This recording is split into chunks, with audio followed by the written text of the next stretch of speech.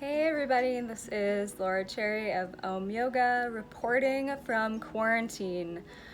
Tomorrow, me and the amazing Denise Gass will be streaming live from the Shala, and I wanted to give some tips about props you can use that are most likely already in your home if you don't have your own official yoga props.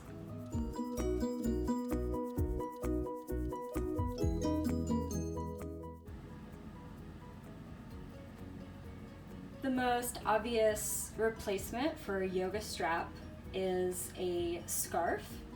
One with a tight weave is better than one with a looser weave, but either one will certainly do.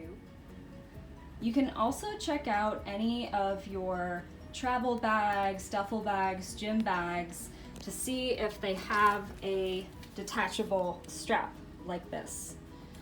This is a really good option because it has a nice tight weave and doesn't stretch very much. A regular belt, like the pink one here, may also do the trick if you have shorter legs like me. If not, it might not be quite long enough, but it's worth checking what's in your closet. And finally, most of us probably have a bathrobe, and luckily the ties on these are usually really long. So this would be good if you need a slightly longer strap for your practice.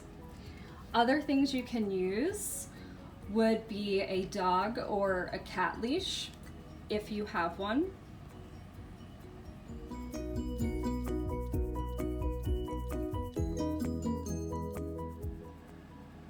Bolsters can be one of the trickier props to replicate at home, but you still do have a lot of options that will work in a pinch.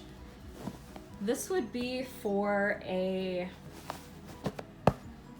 bolster that's a little bit higher, not as long, maybe if you need to rest your head on something during a forward fold.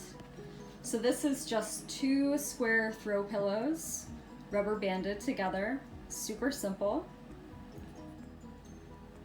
My cat has decided to join the demo.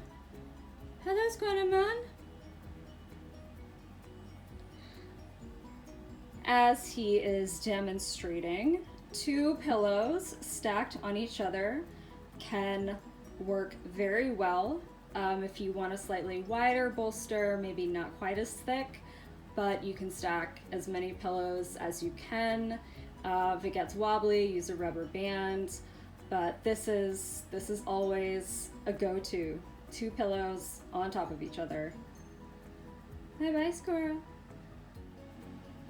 If you have some rectangular pillows at home, these are both throw pillows of slightly different sizes but the same shape.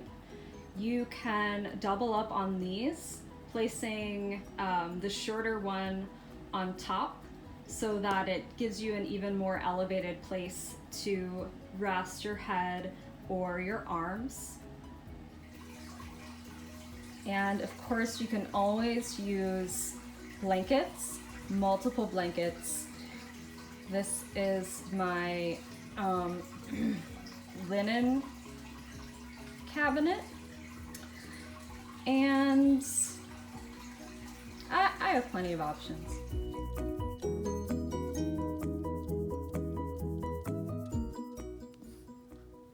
There are a lot of options for blocks.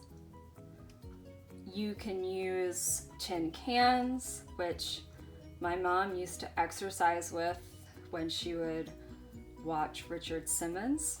I joined her a few times. Books are my preference. This is kind of a good size book. Hardback is better just because it's easier to stand on multiple sides. So you get the 3 levels of height. If you only need 1 block, it's not too complicated. If you need 2, It's best to find books that are about the same size. So this is the second edition of the Oxford Dictionary of Quotations and the 8th edition of the Oxford Dictionary of Quotations. And despite all decades gone by, they are approximately the same size. If you're looking for recommendations of books that many of us may have, it just so happens that Harry Potter and the Half-Blood Prince is about the same size as Deathly Hallows, so these two can make a good pair. And if you have any of these Bible series books, I have quite a few of these, and they're all about the same size, so these could work really well also. You can also take a look at your journal collection if you have one. Like me, I've got this big monster that I haven't started writing in yet. I've got another pretty big planner over here. So look around, see what you can find.